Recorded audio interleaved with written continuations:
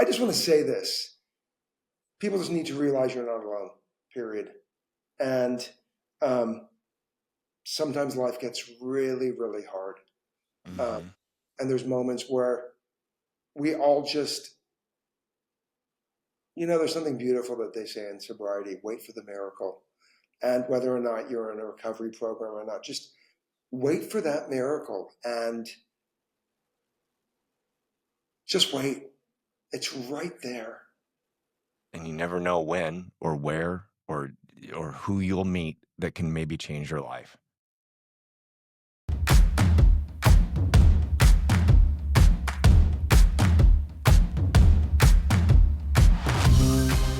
Have you ever wondered what would happen if you chose yourself first? Not selfishly, but understanding that you're your own best advocate, even when life tries to break you down. Today, I'm talking with my good friend Gregory Zarian, actor, model, advocate, and a true champion of resilience and kindness. From overcoming self-doubt, addiction, and needing the approval of others, to a long-standing career in Hollywood, Gregory's journey is proof that choosing growth, honesty, and human connection can transform your life. Gregory's story isn't about overnight success or perfection. It's about showing up for yourself with courage, leading with kindness, and never losing sight of the power you have to change your own story. Get ready for a masterclass in self-worth and realness with Gregory Zarian, only on this episode of Navigating No. Gregory Zarian, thank you so much. This has been a long time coming because not only did we have one in the vault for us to actually record, but the LA fires hit and you had to cancel and you had to run and help your brother. And that's an amazing thing. But I thank you for being on today. Seriously. Um, yeah, the fires. Yeah, the fires were insane. And yes, I'm so glad that we worked this out. I love you. And what's fascinating about the human connection is that we've never met. And I met you through Lawrence. Um, and you are seriously one of the kindest, best people I know. So thank you for inviting me into your world. And I will only drop the F bomb once. Okay, that sounds good. Well, you're right. You and your brother are twins, and you're both actors and models, producers. You guys have this long resume of all the different things that you do. But I've actually worked with your brother on different sets as an actor and a model, and I have not met you. But we connected online. And We did. I was just talking about you just the other day on another episode about how we have had this connection, even though we haven't met, and how special that is to be able to have that ability to connect with people, even if you've never met. And then it is my goal, though, to remedy that, and we will meet. And either I'm coming to LA, or you can come up here.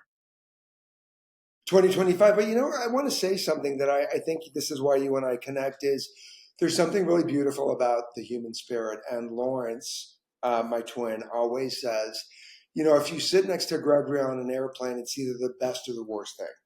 Uh, the worst because he doesn't shut up, and or the best because he probably will become your best friend.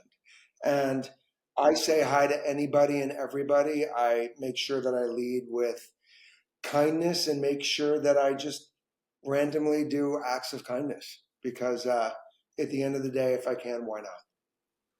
Oh, I agree with that 100% because, and my wife Heidi always mentioned that. She's like, you're just always so nice to everybody and you're always saying hello and including people. And I think that's more special. The kindness part about a community and being special with other people and making them feel like $1,000,000, making other people feel important and valued and seen, just like Brene Brown talks about. And you've done that, and you've done that online. You did a quote in my book as a review. You've done some special things for me, and I appreciate you and having you in my life. And I look up to you as a mentor, not only as an actor and a model, but because like you're a Renaissance man. You have done so much and you're always giving with any kind of mentorship. Anytime I've ever asked you a question, anything, if I've needed something, you've always been there, even though we haven't met in person. And you're just that kind-hearted soul, and I appreciate you. Thank you very much. You just called me old and you're welcome. And I love you. I called you a sweet Renaissance man. That's right. Which Well, means ancient, old, and vintage.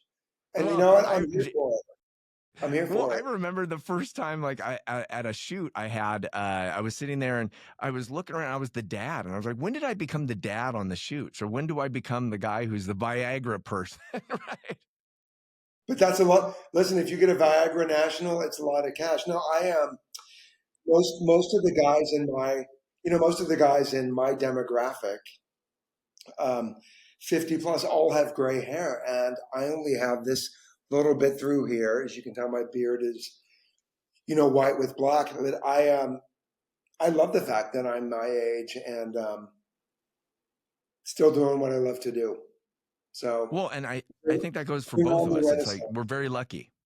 We are. I mean, and here's the fact. I mean, look at us. Look at you. Look, you're Look all at, shy look little at, guy. look at, yeah, I don't have guns like you. I have little baby pistols. But yeah, I think as people get older, sometimes in this business they quit, and it's my passion. Somebody asked me recently. That's my puppy Byron. People ask me recently why I do what I do, and I do what I do because I love telling a great story. I love that we get to go to auditions, we get to go to sets, we get to do what we do and just tell story. And I'll never get tired of telling a story. And I agree with that. And you're more of like the Hollywood commercial actor, and I'm just the commercial actor. But you have done some outstanding things. You've been Emmy nominated. You won several awards, and you're doing this, and you've had such a long career at it. And I want to ask you, what do you think the success behind that is? Is it because you just never quit? What do you think has kept your career going for as long as? Is it the passion behind it and you just love doing it? It doesn't matter? But I never quit. Our parents were immigrants. My mom from Germany and my dad from Armenia, and they came to this country. And my father was very, "You've got to get a job. You've got to do this. You got to do that." And he would say to me, because he would call me and go like, what have you done today?" And I said, "I had an audition." And he would just see me not get the job, not get the job, not get the job. And you and I both know, being in this business, we are audition our asses off.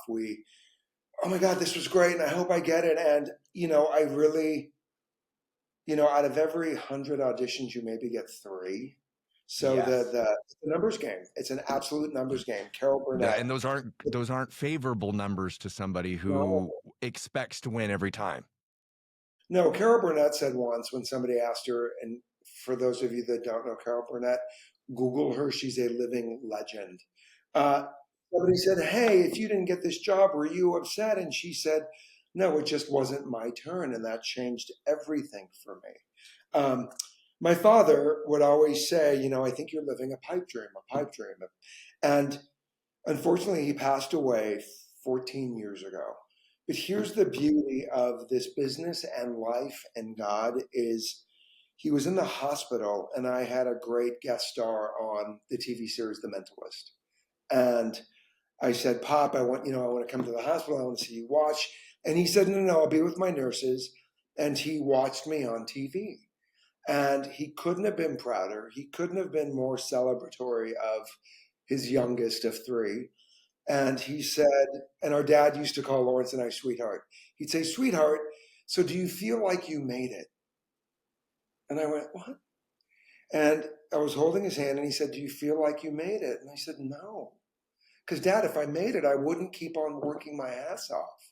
I don't ever, Blue, I don't want to ever feel like I've made it. Because then if you feel like you've made it and you're here, look at how much you have left. I don't ever want to think I've made it because that would take away my drive, my passion, my spirit, my wanting to do different things. So no, I made what? My ladder is infinite, and I want to keep on going till my time card has been punched. You know what I'm saying? Yes, and I agree. It's a constant learning experience, new skills and new things that you're doing and experiences and people that you're meeting. And you and I mean, we've both traveled the world. How Yeah. lucky are we to be on a shoot in Germany or in South Africa or in Japan. I mean, it's just like our experiences. Why would I want to stop that and have, and when you're having so much fun? And when people say that you should have a job that you love, it is. I am blessed that everything that I do, from podcasting to speaking on stage to being an actor or a model or a martial arts instructor or even a personal trainer, I have loved every single thing that I've done. And it just, my passion comes out. And I would do it for, just for the free part of it. It's so much, I get such a reward out of that. And I don't want to stop either. I love that you say that. I've never been to South Africa, so you suck. Uh, here's what you know, everyone that I went to high school with went to college, and I'm good. But I said to my dad, a modeling agency scouted me, and I was living at home, and they are flying me to Italy. And he said, Gregory, it's a pipe dream. I don't support it. It was before my success in TV and commercials. And he said, you have one of two things. You can go to college and get your degree, or I need you to leave my house. And I went, one, I went, ouch. Two, I Yeah. went, all right. And I went to Italy for 5 months. And I came back for a couple months. And then I went to Paris for 6. And I went back and forth for years. But here's the beautiful part of all of that. My college, my schooling was living in a different country. I speak fluent Italian now. It was spring the year after I was in Italy, and I was standing in Place de Concorde, Garden Tuileries in Paris. I was overlooking this gorgeous Place de Concorde, and one of the trees over here, there was a pink bud, and spring had come. And at that moment, at that time, I went, and I was 23, 24. I went, wow, I just became a man in Paris. And Wow. it was this pivotal moment. Our dad was a very and is a very well known politician. So I was known for being Larry Zarian's son. I am one of the twins. I am the youngest of three. I am Doris and Morris's child. Like, so there was this resume that wasn't mine. Hmm. And as I was in Europe on my own, I just happened to be Gregory. And I realized at that moment, I was Gregory and my father was the mayor. Of course, I'm the mayor's son, but my name is Gregory. I am the mayor's son. My name is Gregory, and I happen to be an identical twin. My name is Gregory Zarian, and I am Vincent's younger brother. So my identity wasn't based on them. My identity was unfolding based on me. And these are the beautiful gifts that I get to have in this lifetime. Oh, I, that's beautiful. And I think I've heard you say that in your life, you didn't know that you could choose you, right? Like you can believe in yourself and you can create your own path. Talking about like being a twin and having not living in somebody's coattail, we have to make our own paths because you can't live off of your dad's success or be in his shadows, and you can't live off of Lawrence's. It's like we all have to create our own path, and it's up to us to make that choice. My martial arts instructor told me a fable one time. He was like, these two twins, they have this father who's an alcoholic. He's horrible. He's mean. He beats his wife. He's in and out of jail. And one brother grows up to be exactly like him. And then the other brother turns out to be a financial wizard, a great family man, has everything that he needs. And when somebody asked them, why are you the way that you are? They both answered the same way, which was, how could I not be? And Wow. the reality is that we all have the choice. We We do. don't decide what's on our plate, but we get to decide what we do with that plate. And it sounded to me like you decided, well, I'm going to go to Italy. How, when you were there and you came back, were you still looking for him and his acceptance and his pat on the back when you came back, or were you looking for that, looking for that, looking for that? How long did it take for you to come to peace with that? Uh, I think being a child, you always look forward. You know, I, uh, I have friends that say my dad never said, "I'm proud of you," and my father really like looked all three of us in the eyes and said, "I'm proud of you." My father was an immigrant in this country. He was born in Armenia. He lived in a third world country. So, and he never heard his dad say, "I love you." My dad's My grandpa, who I never met, died when my dad was 15. And my dad was either going to be in Armenia with his father, who was dying of cirrhosis of the liver, speaking of an alcoholic, and or stay on that boat with my grandma and my aunt and come to this country that was, the free world. So my father didn't get to say goodbye to his father. He came to this country to find a better place, a better world to live in. So to have three boys without the teachings of a father, my father's only fault was loving us as much as he did.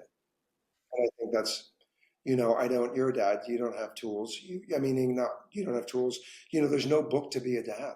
You take the best, you take the best, you end up sometimes not doing the best, but hopefully your kids will look at you one day and say, hey, Pop, you did the best you could. Oh, but here's these things that hurt my feelings. These are, and, I want to back up really quickly, and I'm just going to throw this out there is years ago when you were talking about choose yourself, I was in a self-help program called it was like LifeSpring and just be the best you. And my facilitator Deborah Allen Siegel set up this experiment.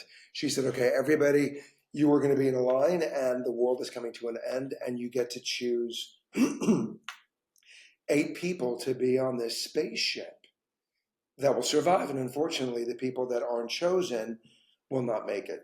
So I was in line and I started panicking and I thought, excuse me, what do I do? Oh my God. So I thought, okay, because my mom was my everything. Okay, I'm going to pick all the moms. Because if you're a mom, you're going to be there for your kids. So when I was at the 8th mom and I kept on going, she said, now, my dear Gregory, you have to stop now. And I went, well, no, there's more moms here. And I need to pick all the moms and I got to save the moms. And she said, you can't. And I felt so defeated.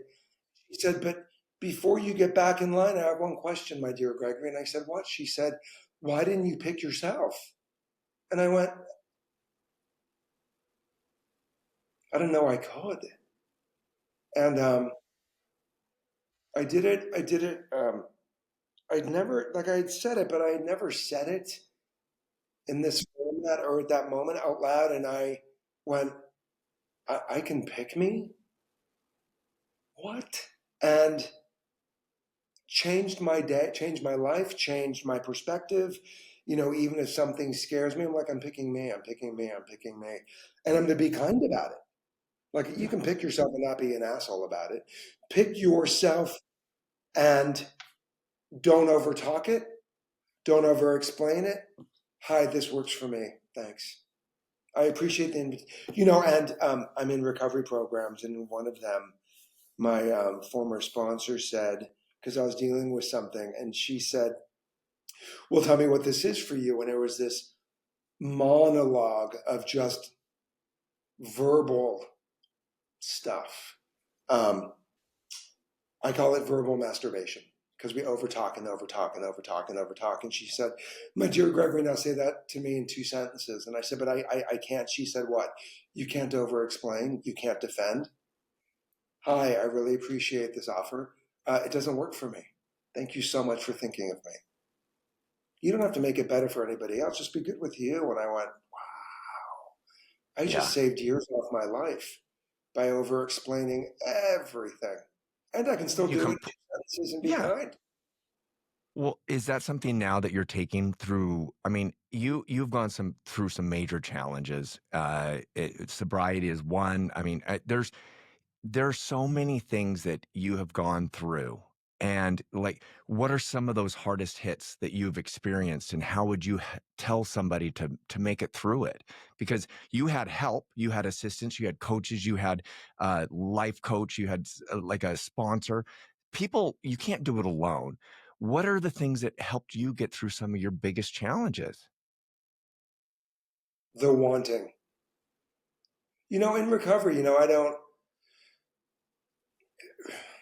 I can't remember the ratio. It's the want to do it differently. I'm grateful. I've always wanted to, I have some really great friends that say, "Hey, I did this, I did the self-help seminar. Come with me." I'm like, "All right." And every seminar I've ever done has led me to my sobriety, has led me to my choosing me. I don't. For a very long time, I wanted to die. I wasn't happy. I didn't want to be in this earth. My self-loathing, my self-hate. I I'm a former 2-pack a day smoker. I used to drink a liter of vodka every day. Um, for a lifetime, I would do grams of cocaine and crystal meth. And something happened to me one day where I fell on my knees and I went, I'm done. And I believe in God. I believe it was the grace of God. And it was also, I believe that it's called the rock bottom. And most people are so afraid to look at their rock bottom because what would I be without this alcohol? What would I be without this food? And what you would be is freedom. And when people come to me and say, "Hey, how do you stay sober?" There's a great saying in sobriety: one day at a time. Sometimes one day is a long time. So I say one blink at a time. One blink gives me grace. Oh, I can do that. I can do that. A blink turns into, one blink turns into a minute, turns into an hour, turns into a day. So I just wanted a different life. I don't want to die today. I want to make a difference. I want to, and we're not alone, Blue, as you know that. During the pandemic, online bullying became a pandemic, like a global pandemic. 100%. And you were bullied as a kid. You and Lawrence were both bullied, and as was I. I mean, growing up with the name Blue was awful, right? And it was all because of my name. I did not look the way that I look now. I was like a 60-pound stick with lips.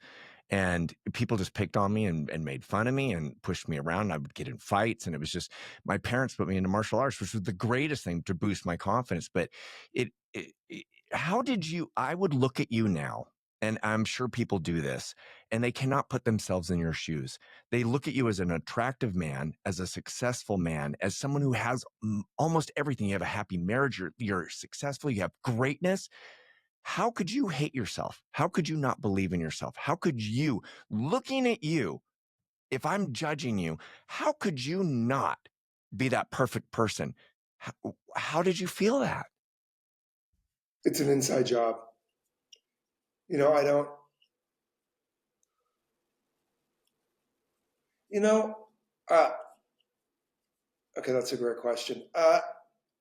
There's something called self-loathing. You know, um, there's something I read, that said that you are part of the feedback that your mother gives you when you're in the womb.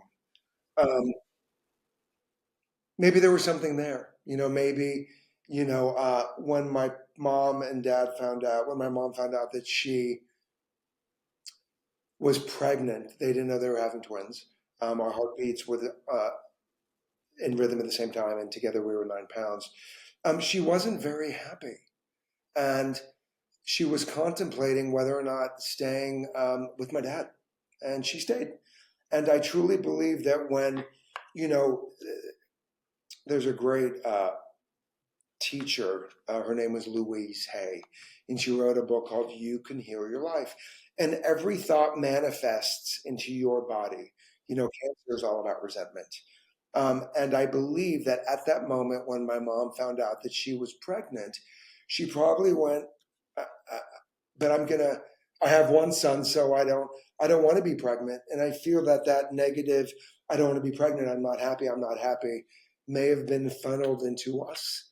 I don't know. Our parents did the best they could, and I do have a great life. And my father and mom taught us how to be kind, taught us how to be gentlemen. We were never given anything.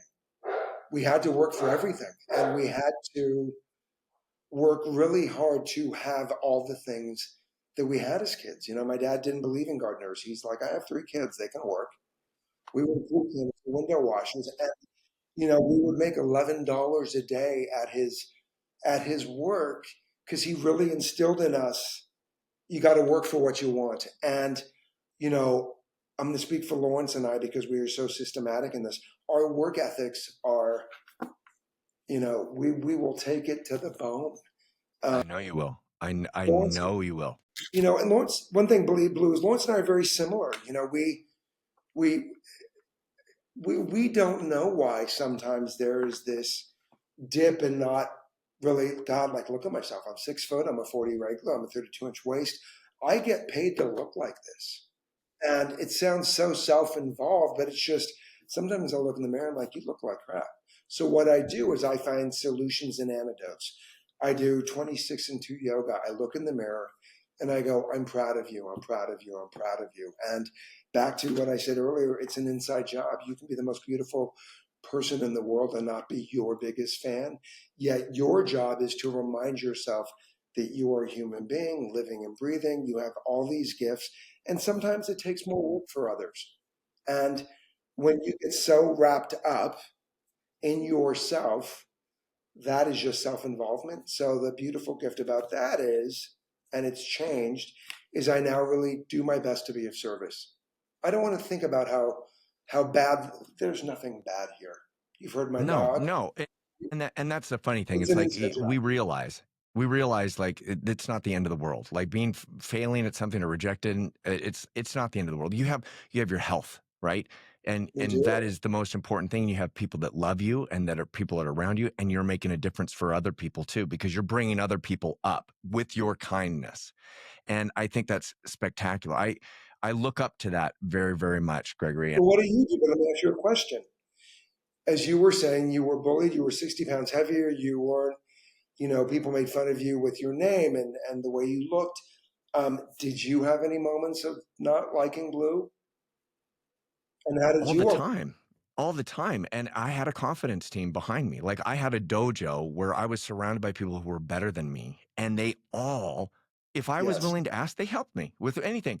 And I, like you, I was found by my agency in Seattle.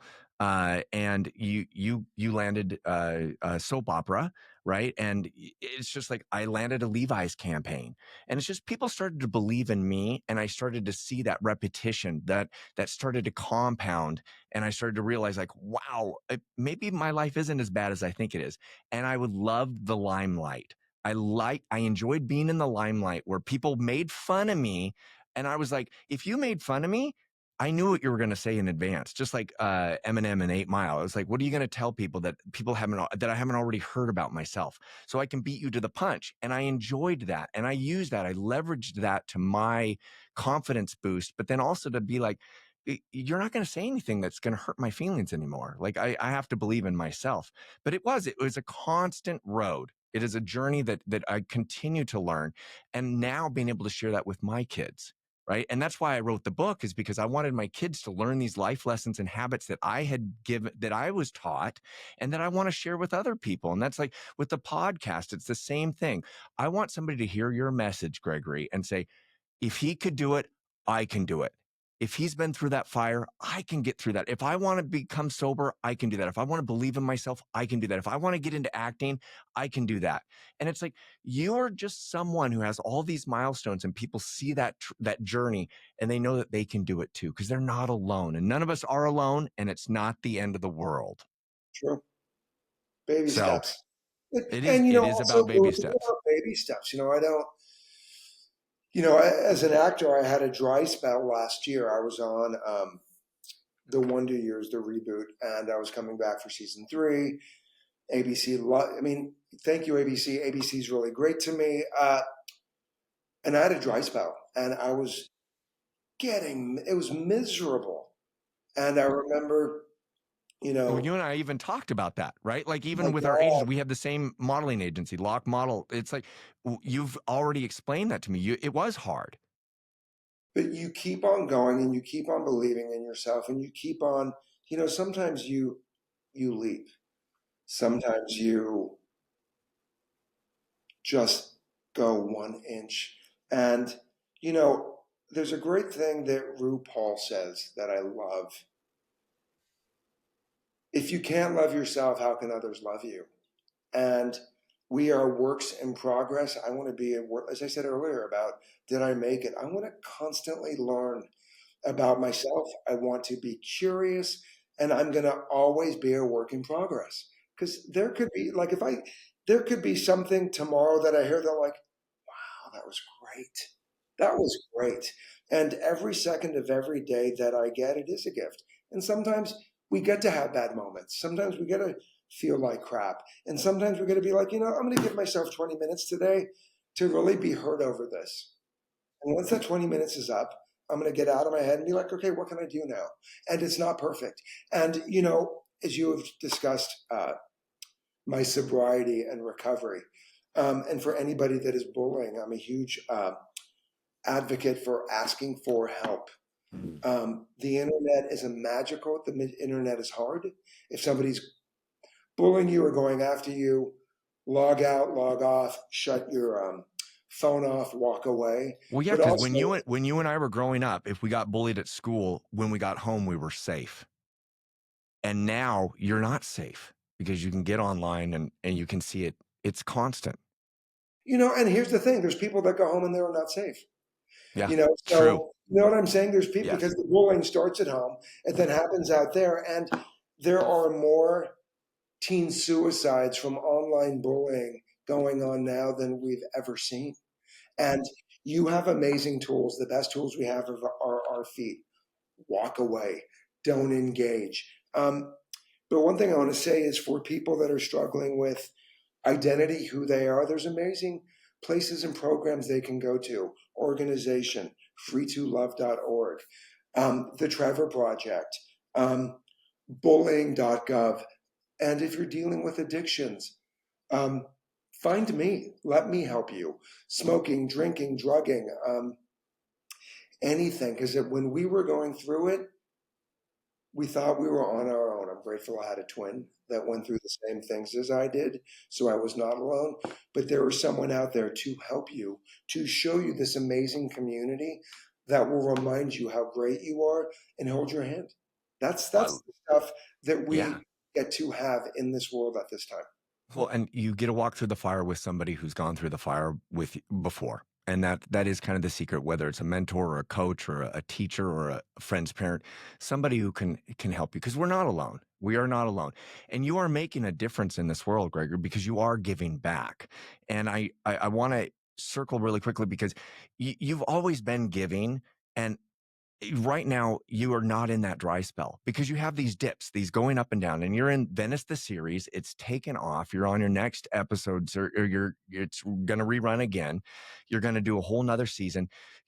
It just takes that one moment, that one casting, that one job, that one person in your life that can change you, and it can change your life completely. So you got to keep going. And you had mentioned that people can reach out to you. Where can people find you? What are you up to right now? And where can people best connect with you and find out more about you? Venice the series, season 7. It's the episodes are 7 to 10 minutes. It's a multi-Emmy award winning.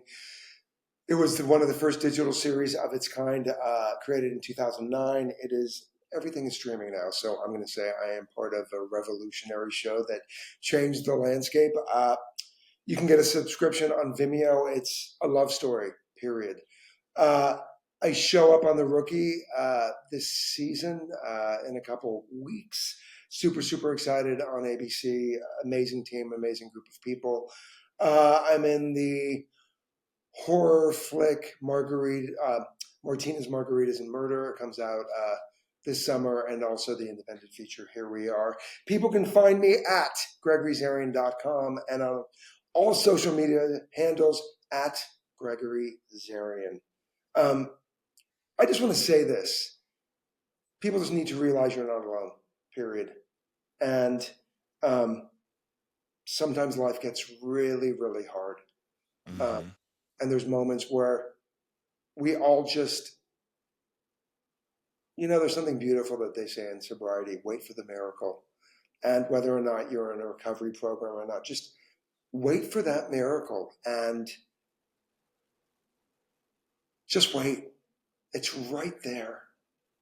And you never know when or where or or who you'll meet that can maybe change your life. True. Well, I I feel will like Whitney say, Houston right now. Give me one moment in time. But Whitney, we need 1,000 moments in time. I was going to say, hold on for one more day. I was going to start Hold singing on for one Gregory. more day. Things that go your way. I love it. My wife's going to make Things fun are of me on that going one. away. I love that. Gregory, I will let you know. I'm going to compliment you with this and finish off with this.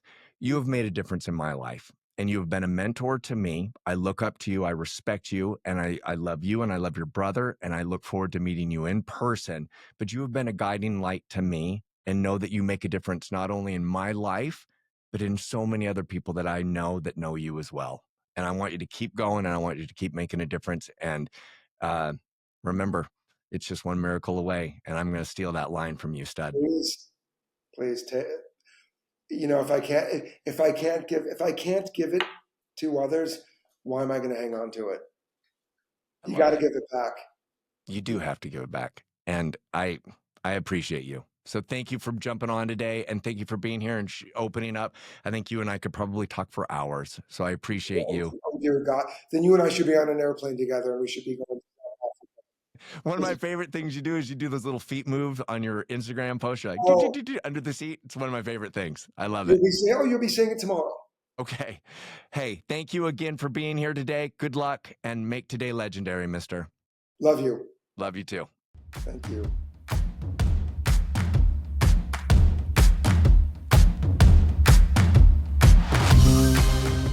Thank you so much for listening to Navigating No. If this episode brings you value, or you know someone who could benefit from it, the best way to support the show is by sharing and subscribing.